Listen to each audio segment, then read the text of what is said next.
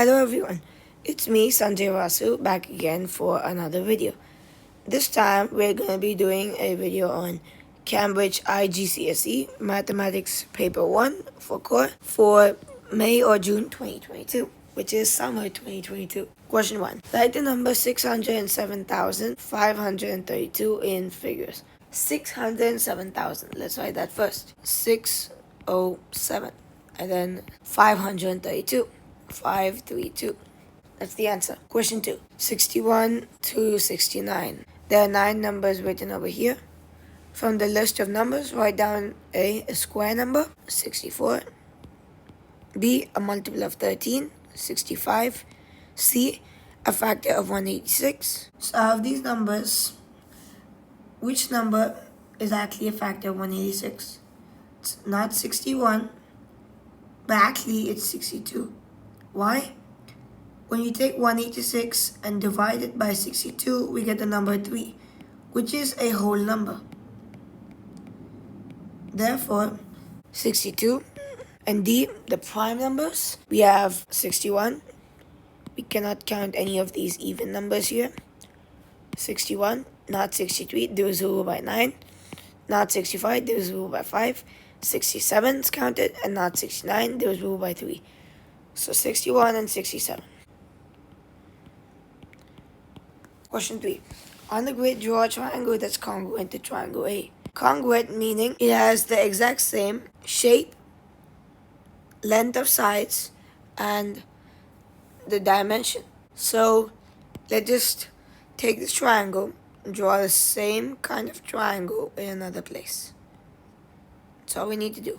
Question 4. The stem and leaf diagram shows the journey time to school of some students. Find A, the number of students with a journey time of more than 35 minutes. 1-3 represents 13. For example, this one. So 3-0 is 30. 3-3 is 33. 3-4 is 34. More than 35 minutes means 3-6. Starting from this number, it's greater than 35. Because this is 36. So 1, 2, 3, 4, 5, 6 numbers are greater than 35. Therefore, 6 students. And now B, the mode. So the mode means the journey time to school, which is repeated the most number of times. In this case, it's this one here. 1 followed by 9, which is 19. 19 minutes. Question 5. This is Arania's method to divide 213 by 12.5 without using a calculator. Show how to use Arania's method to work out 135 by 12.5 without using a calculator. So how does Arania use this method? So 213 by 12.5 is equal to 426 by 25. How did she get this? You can see that 213 into 2 is 426. Same way, 12.5 into 2 is 25. So she has multiplied both sides by 2 because it will still give the same answer. And for the next step as well, she multiplies these two numbers by 2 to get these two. Now same thing done for this step, which means that she multiplied both these numbers by 2 to get these numbers. And now 1704 by 100 is easy enough, 17.04. And this is just a simple division. Now we can use the same method to work out 135 by 12.5, which means that we are going to multiply both numbers multiplied by 2 3 times. And only then we will get 100 over here. And only then it's very easy to divide these numbers. So 135 divided by 12.5, when you multiply both terms by 2, we get 270 divided by 25, multiply again, 540 divided by 50, multiply again, 1080 divided by 100, which is equal to 10.8. That's the answer. Question 6. Sammy records the favorite hot drink of some students. He draws a bar chart to show this information. There are 2 different reasons that this bar chart is incorrect. Let's look at the y-axis here. 0, 1, 2, 4, 6, 8. In the y-axis, which is the frequency, the value of the intervals is not the same. It increases by 1, then it increases by 1, and now it increases by 2. That is not possible in a bar graph, and therefore we can write that as one of the incorrect reasons. So on the y-axis, numbers are not increasing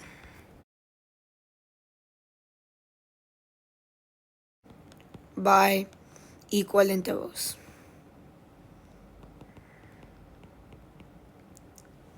And the second one, let's look at the bars now.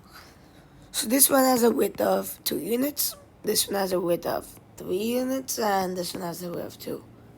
But how can this alone have a width of 3 units? This is not a histogram, it's a bar chart. Therefore, uneven widths of the bars can also be another reason. That's the answer. Question 7. Put one pair of brackets into each calculation to make it correct. A. 6 into 7 minus 5 plus 4 is equal to 16. Let's put a bracket here. So 6 into 7 is 42. 42 minus 5 plus 4 is equal to 41. That's not 16 though. 7 minus 5 in brackets. 6 into 2 plus 4, that's equal to 12 plus 4, which is equal to 16. And we get the correct answer like that, so we put brackets here. B. Minus 2 squared plus 24 divided by 12 minus 4 is equal to 2. We do indices first. Minus 4 plus 2, because 24 by 12 is 2, minus 4, that's equal to negative 6. You may ask me, well, negative 2 squared is equal to 4. Well, this one's not in brackets. But what if we put brackets there? That means this will become 4 plus 24 by 12, which is 2, minus 4. Cancel these out. It will become 2. So, actually, we need to put the brackets in between this. And that's the answer. Question 8. At noon, the temperature is 4 degrees Celsius. At midnight, the temperature is negative 9 degrees Celsius. Work out the difference between the temperature between noon and midnight. 4 minus negative 9 degrees, that's equal to 13, because it's 4 plus 9. Therefore, 13 degrees Celsius. Question 9. The board records the number of cars of each color in a car park. A. He draws a pie chart to show this information. Calculate the sector angle for that cars. So the total number of cars, when we add this up, is 20. Now the sector angle for the red cars means the ratio of 3 and 20, because that is 3 and total is 20. The ratio of this and multiply it by 360. So we have 3 by 20. That's the ratio, or the fraction, multiplied by 360. Now we can cancel out, and we get 3 into 18, which is 54 degrees. That's the answer. B. 2 more white cars enter the car park and no cars leave. When these 2 white cars are included, will the sector angle for that cars change? Without doing any further calculations, give a reason. The answer is yes. Because 2 more white cars enter the car park, right?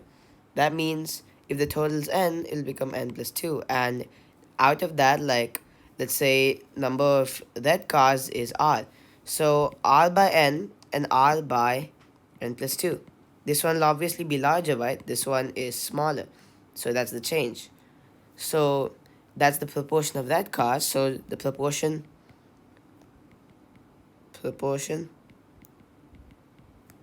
of red cars will change. That's the answer. Question 10. P equals to 8, which means x equals 2 and y equals 8 in these vectors. And q is equal to negative 1, 4. Find a p minus q. That means 2, 8 minus 1, 4. That's equal to 2 minus 1 and 8 minus 4. in one vector, it's equal to 3, 4. That's the answer. B, 6p. That means 6 multiplied by 2, 8. So that means you multiply 6 into 2 and 6 into 8. That's equal to 1248. That's the answer. Question 11. Find the total surface area of a cuboid with length 8 centimeters, width 6 centimeters, and height 3 centimeters. Total surface area formula is 2LB plus 2BH plus 2LH, which means that there are two faces of length into breadth, two faces of breadth into height, and two faces of length into height. So we have to add all of these. We have the length, width, and height. Width is the same as breadth, so we can say 2LB, 2 into 8 into 6, plus 2 into 6 into 3, plus 2 into 8 into 3. When you do the math, we get 96 plus 36 plus 48.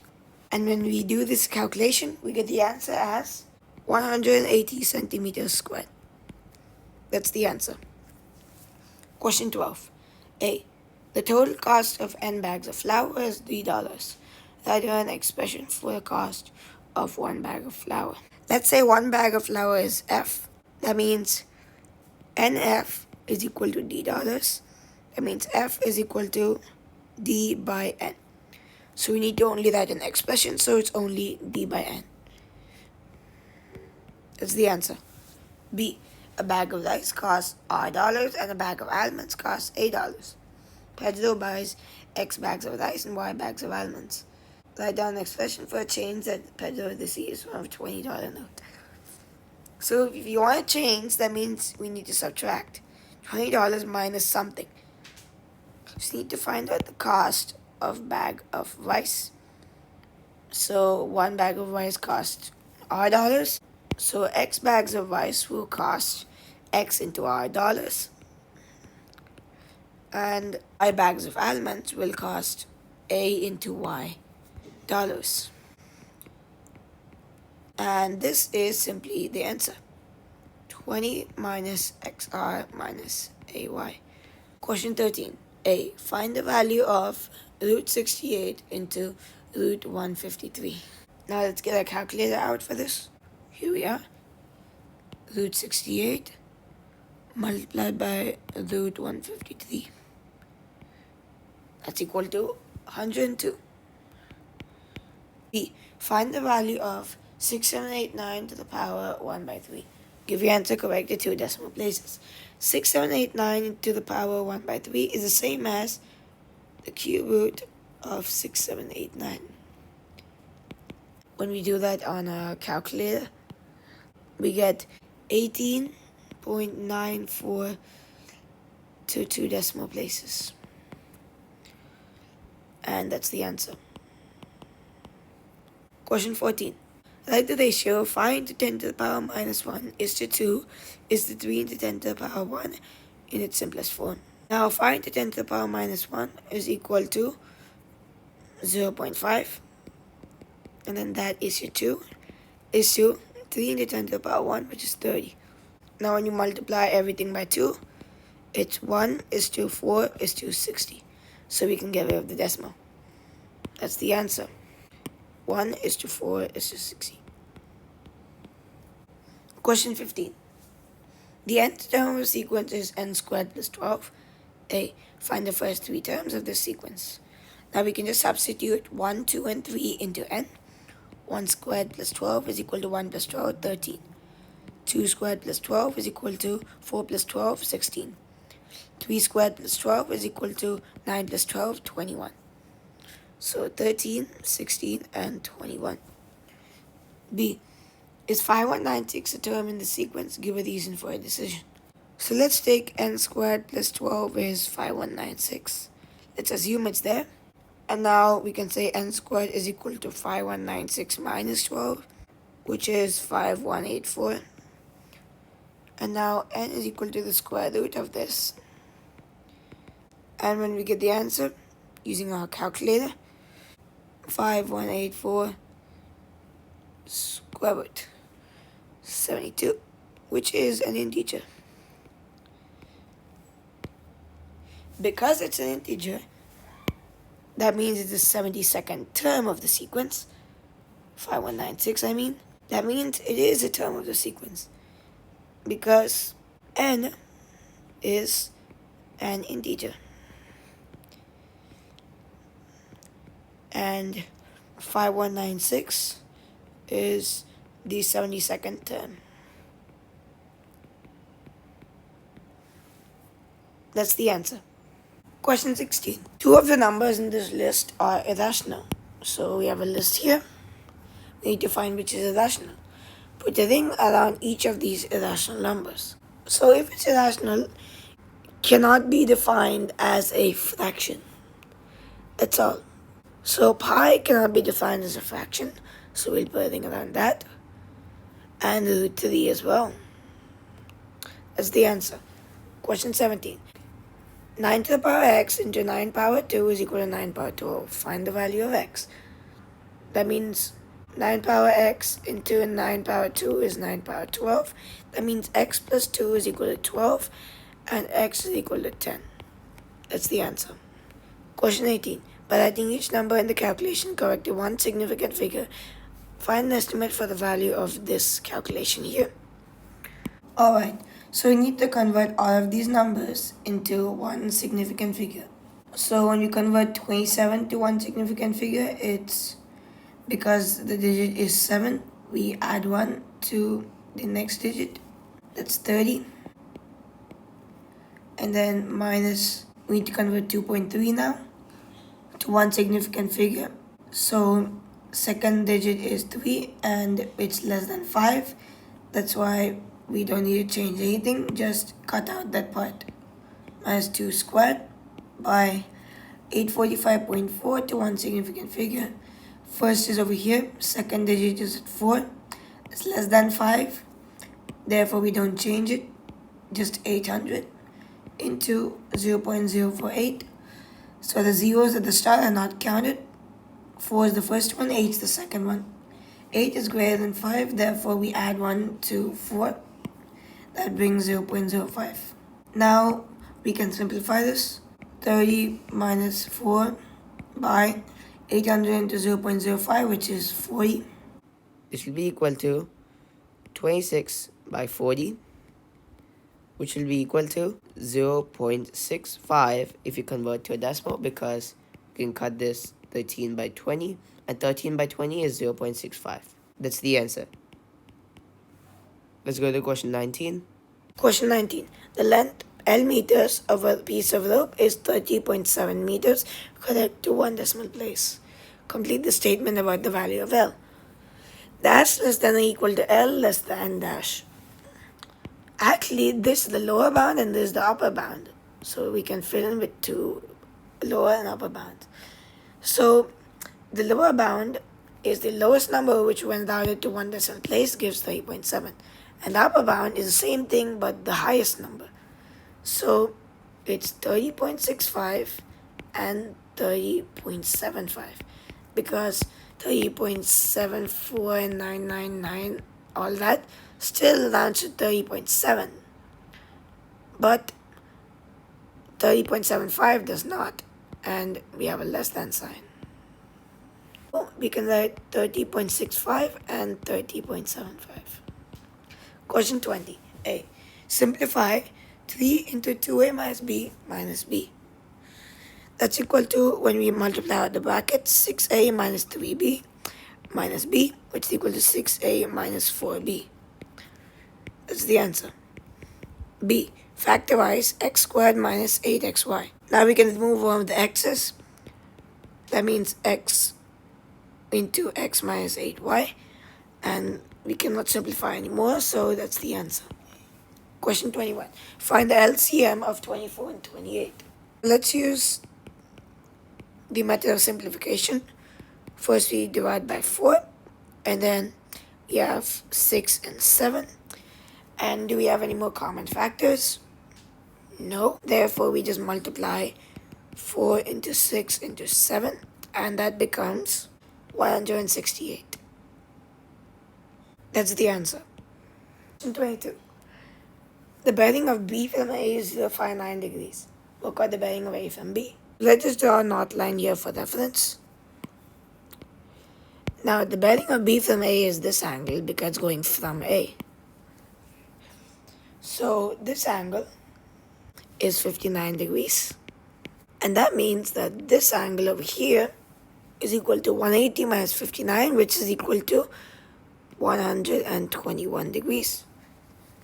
And the bearing of A from B is this angle because you go clockwise all the time. So when you put that angle, we get 360 minus 121, which is equal to 239 degrees. That's the answer. Question 23. Without using a calculator, work out 4 1 by 8 minus 2 5 by 6. You must show all your working and give your answer as a mixed number in simplest form.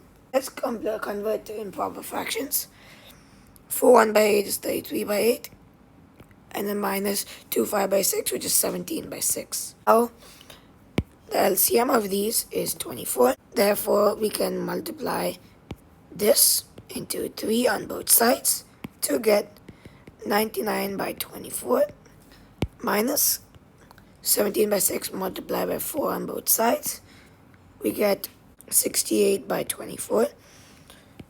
That's 99 by minus 68 by 24, which is equal to 31 by 24. And when we convert to a mixed number, 7 by 24.